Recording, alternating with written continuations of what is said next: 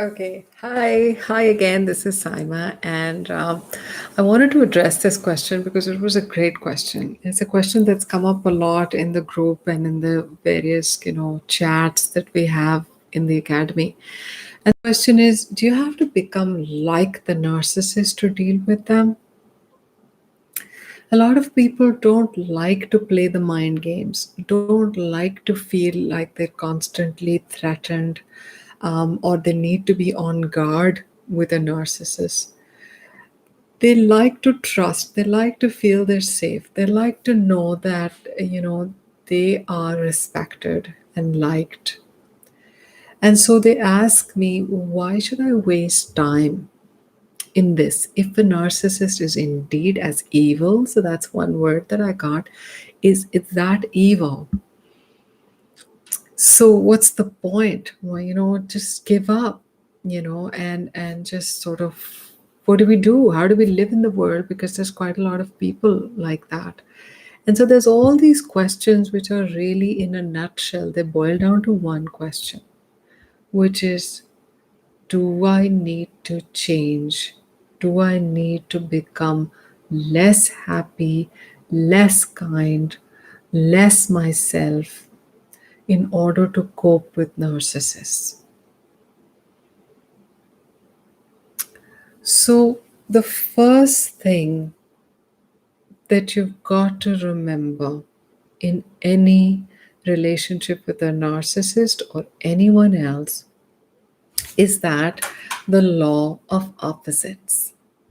So, if you are very high minded, you are very vibrationally happy and warm and feeling great and kind, and you have that inner power or ability to make yourself happy, to get yourself into a good mood by doing your hobby or reading a book or going for a walk or planting something in your garden, and you're this person. Now you've got to remember that the narcissist can't do that. They can't do that. In fact, their energy is usually down here. And so they're going to want to take some of this. So it's going to bring you down because they're taking, and they've got various ways of taking. They're going to take some of that.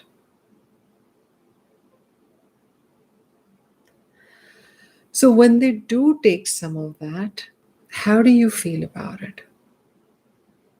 Not too happy. From all the stories that people have told me, they don't feel very good when from here they're brought down to here so that the narcissist can do this. So now that's happened. Now that's happened. Now you're wondering, like, I liked it up here. I liked it here. There's this sense of loss almost that, why do I have to come down to this level? And now that I'm here, how can I go back up without attracting the narcissist or someone else like the narcissist in my life again? And so, how can I deal with this person without becoming like them? You know? So, this is a very, very good question. And if this is a question that's come up in your own head and in different words, just post in the comments below. But I'll try to answer this in the following way. If you are able to recognize yourself and your own energy and the narcissist energy, you can draw enough energetic boundaries, emotional, mental, spiritual, physical, that you do not become this. You stay up here, you stay this. And my question to you is, what would it take for you to say no to the narcissist?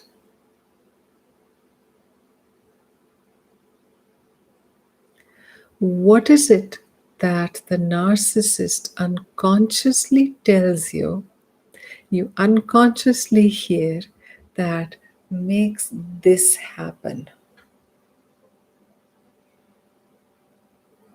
And one of the key things would be, in my opinion, there could be perhaps others, but there's this key energetic exchange, and that exchange is that this person, this is you, hears that they are needed.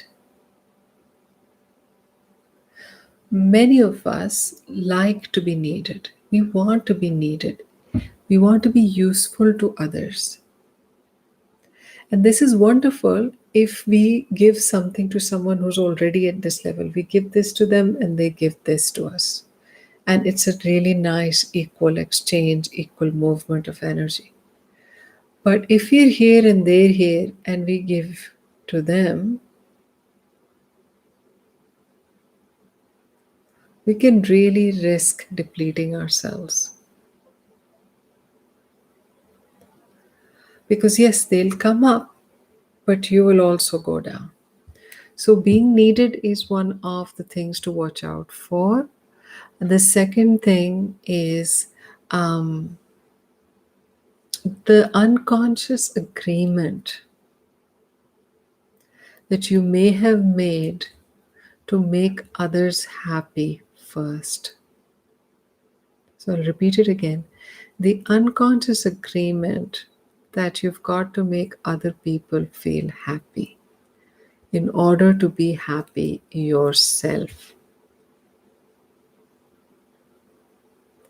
Both will attract narcissistic people in your life because they need something and they will come and approach you to take that from you.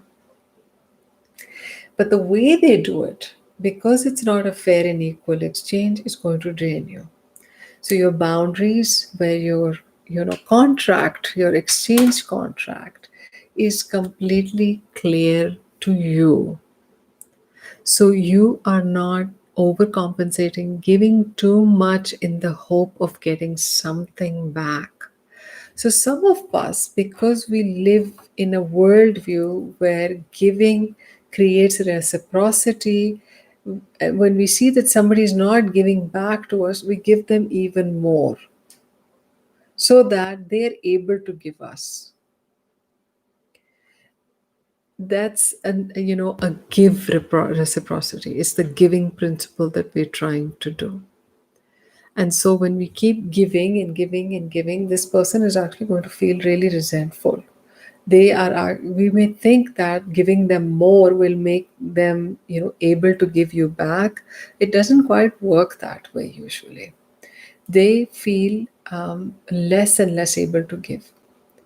So instead of giving more, if you're with a person who's like this, give less. Don't solve problems for them. Yeah, don't solve problems for them. Don't help them as much. Instead, do something quite interesting in the way that it helps people in a very subtle way. Believe that they're able to take care of themselves. Fully trust that they have whatever it takes to become successful. And say it to them.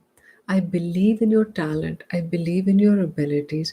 I believe that you have everything it takes to become successful, just like all the other people that you admire or envy.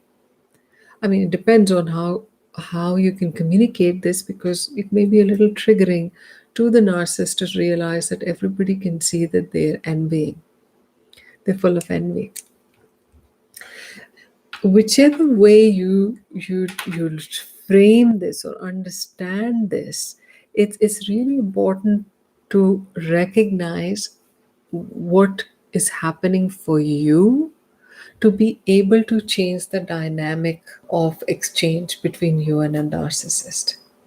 And when you recognize that, you're going to feel much more empowered in the dynamic and much less likely is that you will start acting like the narcissist.